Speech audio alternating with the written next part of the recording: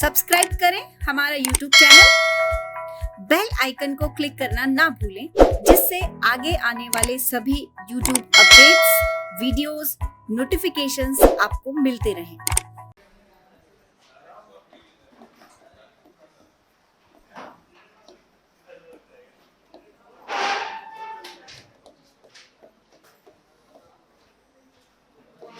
कितने देश हो गए भाई, बताओ जरा।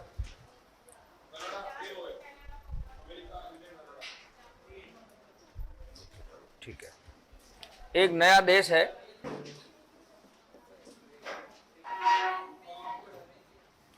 फ्रांस से हमने क्या क्या लिया।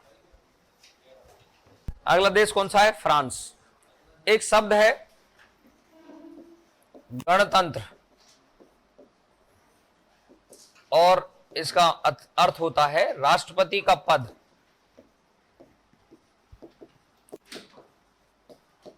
वंशानुगत न होकर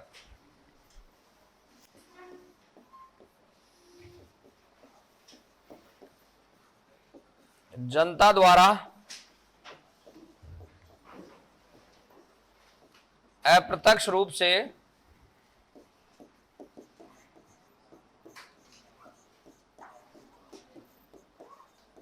निर्वाचित होगा। सिंपल सा मतलब है गणतंत्र का कि राष्ट्रपति का जो सबसे बड़ा पद है भारत में, ये पद हमारे यहाँ कैसा नहीं है, वंश परंपरा पर आधारित नहीं है, वंशानुगत नहीं है। ये वंशानुगत न होकर के कैसा है बताइए? निर्वाचित है। लेकिन निर्वाचन कैसा है बताइए? अप्रत्यक्ष है। मतलब सीधे जनता भाग नहीं लेती है, जनता के चुने हुए प्रतिनिधि किसको चुनते हैं? राष्ट्रपति को चुनते हैं। तो ये प्रक्रिया हमने कहां से ली है? फ्रांस से ली है। करो नोट, गणतंत्र। फिर एक दूसरी, एक और है सर्वोच्च न्यायालय में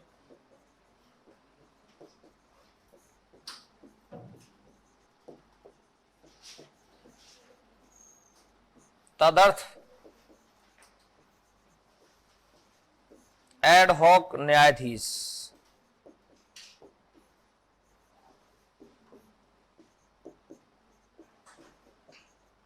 का पद।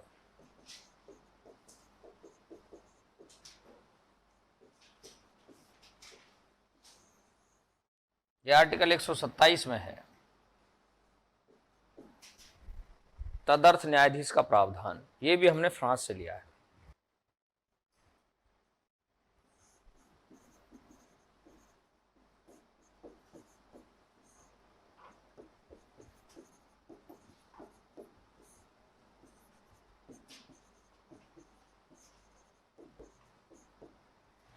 स्वतंत्रता और समानता के प्रावधान भी हमने फ्रांस से अडॉप्ट किए हैं। बहुत सिंपल सा मैटर है ये। और जैसे मान लीजिए सवाल थोड़ा बड़ा आ जाए, ऐसे पूछ ले कि हमने फ्रांस की शासन प्रणाली से या फ्रांस के संविधान से भारतीय संविधान में क्या नहीं लिया, क्या नहीं लिया। तो आजकल नेगेटिव अप्रोच के भी सवाल आ रहे हैं। तो ये तीन तो लिए हैं और जो चौथा होगा वो नहीं लिया, जो चौथा है वो नहीं लिया। सिंपल सी बात है कि हम एक तंत्र है, तंत्र का मतलब होता है शासन का तरीका, और वो तंत्र था हमारे यहाँ कौन सा तंत्र? तो हम इससे परेशान थे ही राजाओं से, तो राजतंत्र को हटाया हमने, लोकतंत्र स्थापित किया। और लोकतंत्र की जो शासन प्रणाली है वो कौन सा तंत्र है? गणतंत्र। भारत में सबसे बड़ा पद कौन सा है? ये अब वंश परंपरा के आधार पर नहीं आएगा, इसको हर 5 साल में चुनाव लड़ना पड़ेगा। जो चुनाव लड़ करके आएगा वो कैसा होगा? लेकिन सीधे जनता के साथ चुनाव नहीं लड़ता है, जनता के साथ जुड़ के नहीं मिलता है। इसलिए ये कैसा चुनाव है? अप्रत्यक्ष चुनाव है। किसका? राष्ट्रपति का। वो जो पद्धति है वो हमने आयरलैंड से ली है। इसकी जो एकल संक्रमणीय अनुपातिक मत प्रणाली वाली पद्धति है वो हमने किस देश से ली है? आयरलैंड से ली है। और उसका निर्वाचक मंडल भी हमने आयरलैंड से लिया है। अभी लिखवाएंगे उसको थोड़ी देर में। एक हमारे यहाँ सुप्रीम कोर्ट है, और उस सुप्रीम कोर्ट में कैसे न्यायाधीश आ सकते हैं बताइए? तदर्थ। ये ध्यान रखना, सुप्रीम कोर्ट में ही केवल एडहॉक जज आ सकते हैं। हाई कोर्ट या किसी अन्य लोअर कोर्ट में एडहॉक जज का प्रावधान नहीं है। अब ये होता क्या है ये बता देता हूँ। एडहॉक जज क्या होता है कि जब भी कभी सुप्रीम कोर्ट में काम बढ़ जाता है, कार्य बढ़ गया बहुत ज़्यादा और जजों की संख्या में कमी हो गई है, मान लीजिए 34 जज हैं चीफ जस्टिस सहित, और उनमें से 4, 5, 6 जज अनुपस्थित हैं या किसी कारण से पद भरा नहीं है, रिक्त है, और काम बढ़ गया है, काम का भार ज्यादा हो गया है, तो ऐसी स्थिति में जो CJI होता है, चीफ जस्टिस ऑफ इंडिया होता है, वो पूछ लेता है किससे? राष्ट्रपति से। राष्ट्रपति की पूर्व सहमति ले लेता है। जो चीफ जस्टिस ऑफ इंडिया है, यानी भारत का जो मुख्य न्यायाधीश है, वो राष्ट्रपति की पूर्व क्या ले लेता है? सहमति। और कुछ जजों को कैसे जज बना सकता है? वो एड हॉक जज बना सकता है। बनाने के लिए उत्तरदायी कौन है? CJI। परामर्श कौन देगा? परामर्श किससे लेगा? राष्ट्रपति से। बनाएगा कौन? CJI। कैसे जज बनाएगा? एड हॉक जज बनाएगा। 2 वर्ष तक काम कर सकते हैं। कितने वर्ष तक काम कर सकते हैं? 2 वर्ष तक। अब इसमें आ कौन सकता है? जो हाई कोर्ट के जज हैं वो आ सकते हैं। हाई कोर्ट के जो जज हैं वो आ सकते हैं। कौन से न्यायाधीश के पद पर? कौन से न्यायाधीश? तदर्थ न्यायाधीश के पद पर कौन आ सकता है? हाई कोर्ट के जज आ सकते हैं। क्लियर? इसको और सरल भाषा में ऐसे समझा जा सकता है कि जैसे मान लीजिए कोई लेक्चरर है हिंदी का, मैथ का या साइंस का या किसी सब्जेक्ट का, और उसका रिटायरमेंट दिसंबर में हो रहा है, 31 दिसंबर को, तो प्रिंसिपल ये कह सकता है उससे कि आप 2-3 महीने और बने रहिए, 2-3 महीने और बने रहिए, ताकि हमारा रिजल्ट डाउन नहीं जाए, और वो काम कर लेगा। अब बताइए, जो रिटायरमेंट हो गया है दिसंबर के महीने में, माना उस स्कूल में पूरे में 15 शिक्षक हैं, 15 लेक्चरर हैं, तो वो रिटायरमेंट वाला क्या उन 15 जो मूल संख्या है उसमें शामिल होगा? क्या नहीं होगा। तो सेम ऐसी कंडीशन किसके लिए है? एडहॉक जज के लिए। मान लीजिए सुप्रीम कोर्ट में जज बचे 25 और 2 एडहॉक जज बना दिए, तो संख्या तो हो गई कितनी? 27। लेकिन ये 2 काम तो पूरा करेंगे, वेतन भी इनको अन्य जजों के बराबर मिलेगा, सब कुछ इनके पास वैसा ही होगा जैसा अन्य जजों के लिए है, निर्णय क्षमता भी होगी इनकी, और ये पूरा निर्णय भी दे सकेंगे, लेकिन ये मूल संख्या में शामिल नहीं होंगे। जो कितने बचे थे? 25। कितने बना दिए? होने कितने चाहिए थे?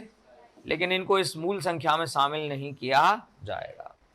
तो ये प्रक्रिया हमने कौन से देश से अडॉप्ट की है? बताइए भाई, फ्रांस से।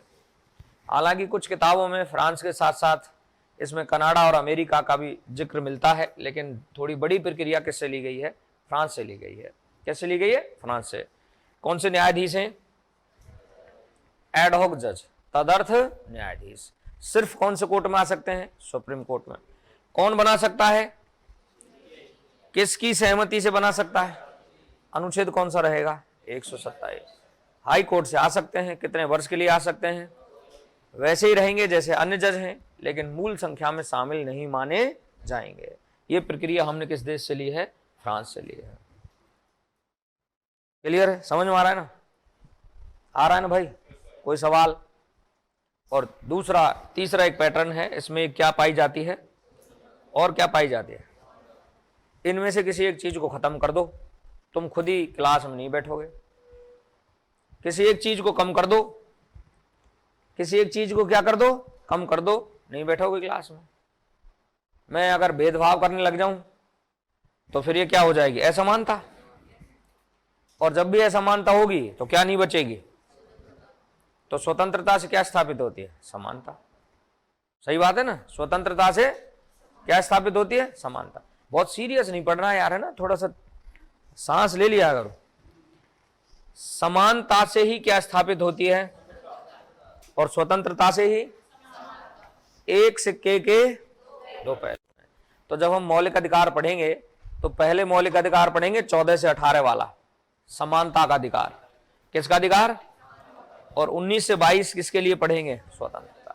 घूमने फिरने की स्वतंत्रता पर प्रतिबंध लगा देंगे तो बहुत अच्छा जीवन संभव नहीं है। बोलने की अगर स्वतंत्रता पर प्रतिबंध लगा देंगे तो बहुत अच्छा जीवन संभव नहीं है। जी तो सकते हैं लेकिन अच्छा जीवन संभव नहीं है। गुणवत्तापूर्ण जीवन जीने के लिए किसका होना जरूरी है? समानता और स्वतंत्रता का होना जरूरी है। ये प्रावधान हमने किस देश से लिया है? फ्रांस से लिया। क्लियर? अगला देश लिखिए, आयरलैंड।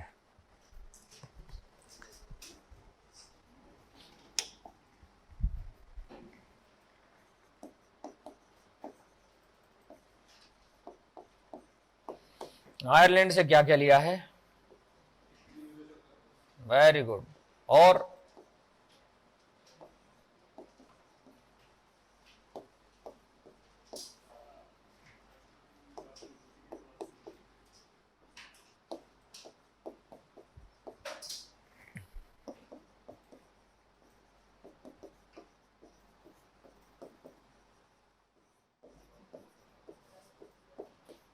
राष्ट्रपति का निर्वाचक मंडल।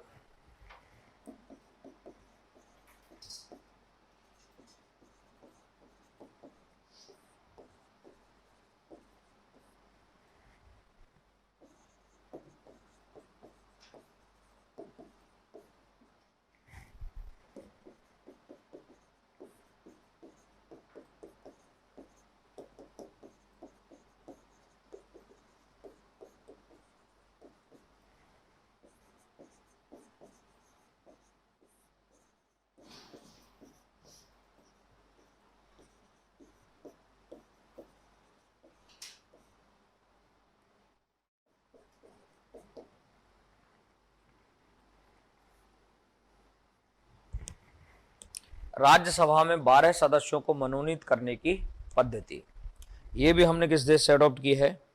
आयरलैंड से अडॉप्ट की है। नीति निर्देशक तत्व लिए हैं, राष्ट्रपति का निर्वाचक मंडल लिया है, राष्ट्रपति की निर्वाचन पद्धति के प्रावधान लिए हैं। और ध्यान रखिएगा, थोड़े प्रावधान भारत के जो राष्ट्रपति के प्रावधान है वो किस देश के साथ भी मिलते हैं? अमेरिका के साथ। पूरा अमेरिका जैसा चुनाव नहीं है भारत का, लेकिन थोड़ा प्रभाव अमेरिका के चुनाव का भी है, लेकिन ज्यादा बड़ा प्रभाव किसका है? आयरलैंड का है। राज्यसभा में 12 सदस्यों को मनोनीत करने की जो पद्धति है, और मनोनीत करने के लिए जो शब्द लिखा है उन्होंने, वो लिखा है नाम निर्देशित करना। और इसको अगर अंग्रेजी में बोलें तो बहुत ज्यादा सरल है। नॉमिनेशन की जो प्रक्रिया है, नॉमिनेटेड जो सदस्य होते हैं, इलेक्टेड नहीं, नॉमिनेटेड जो सदस्य होते हैं, वो पद्धति हमने किस देश से अडॉप्ट की है? आयरलैंड से लिखी है। बहुत सिंपल सा है। नीति जो बनाती है वो कौन बनाती है? और इसलिए सरकार को निर्देश दिया गया है कि जो भाग 4 है उसमें अनुच्छेद हैं 36 से 51 तक। दोबारा सुन लो, नीति कौन बनाती है? तो जब भी सरकार नीति बनाए तो नीति ऐसी होनी चाहिए जो किसके लिए काम करे? और जनता के लिए भी काम करे। तो जनता का क्या करे? कल्याण। जनता की क्या करे? उन्नति। उनके किसको बढ़ाए? किसको बढ़ाए? जीवन स्तर को बढ़ाए। ऐसी नीति होनी चाहिए। इसलिए भाग 4 को कौन सा भाग कहा जाता है? नीति निर्देशक तत्व, जो लोक कल्याण की भावना से प्रेरित है। किसकी भावना से प्रेरित है? लोक कल्याण। लोक का मतलब कौन होती है? और जनता का क्या करना है? कल्याण। कल्याण का मतलब उन्नति से क्या बढ़ता है? जीवन स्तर। क्या बढ़ता है? जीवन स्तर। जैसे अभी राजस्थान में एक योजना चल रही है। कौन सी योजना चल रही है? किसके लिए ये? किसके लिए है? किसने चलाई है? इससे जनता का क्या हो रहा है? हो रहा है ना? हो रहा है कि नहीं हो रहा है? तुम में से बहुत सारे बच्चे हैं वो अनुप्रति वाले हैं, नहीं एक भी? कोई बात नहीं है तो यार हो जाओगे। अनुप्रति योजना किसने चला रखी है? सरकार ने चला रखी है। तो अनुप्रति योजना जनता के किसके लिए है? कल्याण के लिए। 20,000 रुपये कोई 100 रुपये नहीं देता उधार, और दे भी देता है भूलता नहीं है, और कहीं ना कहीं कोई ना कोई बात खै सुन के उसको निकालने का प्रयास करता है। यार 40 ही दे दो उधार, 50 ही दे दो उधार, फिर वो वापस नहीं देता है लेकर के। फिर हम मांगते हैं कि यार आपने 50 रुपये लिए थे। बोले आप पहले 100 रुपये ले गए थे हमसे, 50 आप और दे जाओ। लेकिन सरकार ही एकमात्र ऐसा माध्यम है जो हमेशा किसके लिए काम करती है? कल्याण के लिए। और जब भी हम आते हैं ना जीवन में, तो जीवन से पूर्व भी हमारे लिए सरकार काम करती है, और जब जीवन से चले जाते हैं ना तब भी सरकार क्या करती है? काम करती है। बहुत सारे काम करती है सरकार हमारे लिए। राज्य हमारे लिए काम करता है। बर्थ सर्टिफिकेट वही बना के देता है, और डेथ सर्टिफिकेट वही बना के देता है, नौकरी भी वही दे रहा है, स्कूल भी उसने खोल रखे हैं, रोजगार भी वही दे रहा है, चाहे भले ही आप प्राइवेट कर रहे हो। जैसे मैं इसमें पढ़ा रहा हूं तो इस कॉलेज स्कूल को मान्यता दी होगी, इस बिल्डिंग को लॉज के अकॉर्डिंग बनवाया होगा, वैकेंसी निकालेगी, तो सब कुछ कौन है? सरकार। तो सरकार ऐसा काम करे जो बार बार आती रहे और बार बार कब आएगी? जब उसको कौन चाहने लग जाएगी। और जनता तब चाहती है जब जनता का क्या होता है, मतलब उन्नति या जीवन स्तर बढ़ता है। मेरी बात आ रही है समझ में? है ना, जालौर वाली बस में जो पेपर चलेगा वैसे जीवन स्तर नहीं बढ़ेगा। मैं वही कह रहा हूं ना, सारा काम सरकार का है। अब सरकार गुणवत्तापूर्ण कार्य करे, अच्छा कार्य करे, ताकि लोगों के जीवन स्तर को बढ़ाया जा सके। अब आप में से थानेदार जो बन जाएगा तो मुझे लगता नहीं है कि जीवन स्तर घटेगा, बढ़ेगा ही। बढ़ेगा घटेगा? तो फिर थैंक्स किसको दीजिए? सरकार को। और घर वालों को भी दीजिए जिन्होंने आर्थिक मदद आपकी की थी, सरकार को भी कुछ दीजिए क्योंकि बहुत सारा काम उसने किया। फिर अगले 30, 35, 40 वर्ष किसके साथ रहने वाले हो? सरकार के साथ रहने वाले हो। सरकारी अधिकारी, सरकारी अधिकारी, एक अलग ही फील आता है भीतर से, ऐसा लगता है जैसे ठीक चल रहा है काम। और फिर ऐसा कभी ऐसा मन नहीं करता है कि दुनिया से भगवान कभी रुखसत कर दे, ऐसा करता है बनाए रखे, बहुत बढ़िया चल रहा है, गाड़ी घोड़े सब, एसी वेसी सब फ्री के हैं, है ना, और यहाँ सब बिल के हैं, बिल देना पड़ता है। तो इसका मतलब है नीति जो बनाती है, कल्याणकारी नीति कौन बनाती है? सरकार। अगली बात, क्या शब्द लिखा है बताओ? अंग्रेजी में बोलते हैं electoral college. Electoral college, electronic powder नहीं, इलेक्ट्रॉल कॉलेज। इलेक्ट्रॉल कॉलेज, और सिर्फ किसके लिए बात कर रहे हैं हम? राष्ट्रपति के लिए। बहुत पहले भी बात की है कि एक संसद होती है। क्या होती है? संसद होती है। होती है कि संसद होती है ना भाई? कितने सदन होते हैं बताओ? एक का नाम? Very good. दूसरे का नाम? लोकसभा में कितने सदस्य बताओ? Very good. लोकसभा में कितने हैं और राज्यसभा में? 200। कौन बोला 233 है? तो 245 हैं, तो कितने? 200। तो फिर बताइए कितने सदस्य मनोनीत हैं? ये राष्ट्रपति के किसमें भाग नहीं लेंगे बताओ? निर्वाचक मंडल का मतलब होता है जो इसके चुनाव में भाग लेते हैं, जो इसके चुनाव की प्रक्रिया में भाग लेते हैं, उन लोगों से मिलकर के जो मंडल बनता है उसे क्या बोलते हैं? निर्वाचक मंडल। क्या बोलते हैं? मैं पीछे बता चुका हूं, आम जनता भाग नहीं लेती है, अप्रत्यक्ष इनडायरेक्ट इलेक्शन है।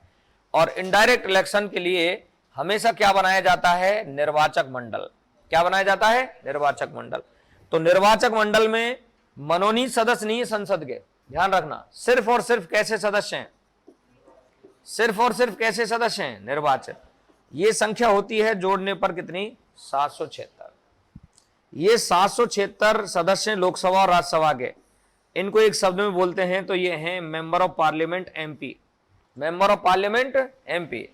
दूसरी बात इसमें करते हैं, राज्यों की विधानसभाओं के कौन भाग लेते हैं? एमएलए।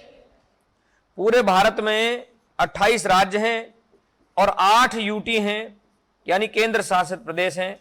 उनमें से 5 यूटी ऐसे हैं जहां विधानसभा नहीं है। 5 यूटी ऐसे हैं जहां विधानसभा नहीं है। तो फिर बचे कितने बताओ? 3। कितने बचे? एक दिल्ली बचा, एक पुद्दुचेरी यानी पांडिचेरी, और एक तीसरा कौन बचा? जम्मू कश्मीर। ये यूटी तो हैं, लेकिन इनमें क्या पाई जाती है बताओ? विधानसभा। और विधानसभा में क्या पाया जाता है? एमएलए। क्या पाया जाता है? एमएलए।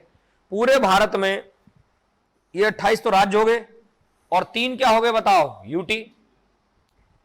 आ रही है भाई बात समझ में? 28 तो क्या हो गए? हैं तो 8, लेकिन 3 में ही है विधानसभा। कितने में? तो 28 राज्य और 3 यूटी। इनमें क्या पाए जाते हैं बताइए? और एमएलए की संख्या कितनी है बताओ? 4120। 4120। और एमपी कितने हैं बताओ? यहां मैंने जोड़ दिया 776। 4896, 4896 जोड़ के देख लो आप, इतना ही आ रहा है क्या? तो ये 4896 कौन है बताओ? एमएलए और एमपी। अरे एमएलए और एमपी ये मिलकर के किसका चुनाव करते हैं? इसको क्या बोला जाता है? निर्वाचक मंडल। बहुत सरल है। इसको क्या बोला जाता है? निर्वाचक मंडल। यहां तक बात आ रही है समझ में? जनता भाग नहीं लेती है, और जिसमें जनता भाग नहीं लेती है वो अप्रत्यक्ष है। क्या है? अप्रत्यक्ष है।